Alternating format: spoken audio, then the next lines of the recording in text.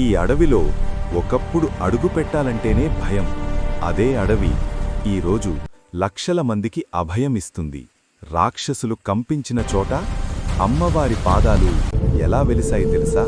ఇదే ఏడుపాయల వనదుర్గా భవానీ అమ్మవారి అద్భుత కథ. ఈ వీడియో చూసే ముందు ఛానల్ సబ్స్క్రైబ్ చేసుకోండి, అలాగే బెల్ ఐకాన్ ప్రెస్ చేయండి.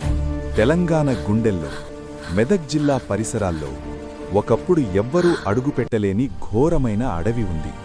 అదే ఏడుపాయల వనం. ఇక్కడ నది 7 పాయలుగా చీలి 7 ప్రవాహాలుగా కనిపిస్తుంది. అందువల్ల దీనికి ఏడుపాయల అనే పేరొచ్చింది. కాని ఈ అడవిలో ఒకప్పుడు భక్తి లేదు, భయం మాత్రమే ఉంది. ఈ అడవిలో దారుకుడు, దుర్ముఖుడు అనే భయంకర రాక్షసులు నివసించేవారు. వాళ్ళు యజ్ఞాలు ధ్వంసం చేశారు, ఋషులను హింసించారు, సాధువుల తపస్సులను భగ్నం చేశారు. వీరి దారుణాలు చూడలేక భూమి కంపించింది, ఆకాశం కమ్ముకుంది. ధర్మం తలవంచిన సమయమది. అసహాయులైన దేవతలందరూ బ్రహ్మ, విష్ణు, మహేశ్వరులను ఆశ్రయించారు. అప్పుడు సర్వశక్తుల మూలమైన ఆది పరాశక్తి స్పందించింది. ఇక భయానికి చోటులేదు, ధర్మాన్ని కాపాడేందుకు నేనే అవతరిస్తాను అని చెప్పింది. పరాశక్తి సింహవాహనంపై త్రిశూలం, ఖడ్గం ధరించి అగ్నివర్ణ తేజస్సుతో వనదుర్గగా అవతరించింది. అడవి ఒక్కసారిగా వెలిగిపోయింది, భూమి కంపించింది, రాక్షసుల గుండెల్లో వణుకు పుట్టింది. అమ్మవారి త్రిశూలం ఎగిరిన వేళ అడవి నిశ్శబ్దమైంది.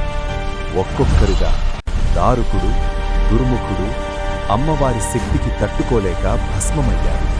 ఆ క్షణంలో ధర్మం గెలిచింది, అధర్మం కూలిపోయింది. రాక్షస సంహారం తర్వాత ఋషులు, దేవతలు అమ్మవారిని ప్రార్థించారు. అమ్మా, ఈ అడవిలోనే నివసించి మాకు అభయమివ్వండి. అమ్మవారు కరుణతో ఈ వనమే నా నివాసం, భక్తులే నా కుటుంబం అని చెప్పి ఏడుపాయల వనదుర్గా భవానీగా వెలిసింది. అమ్మవారు స్వయంభూరూపంగా వెలిసి అలంకారాల కంటే శక్తి గొప్పది. మొక్కులు చెల్లిస్తే కష్టాలు కరిగిపోతాయి. అందుకే ఈరోజు కూడా లక్షలాది భక్తులు ఏడుపాయలకు తరలివస్తున్నారు. ఒకప్పుడు భయపెట్టిన అడవి ఈరోజు అభయమిస్తోంది.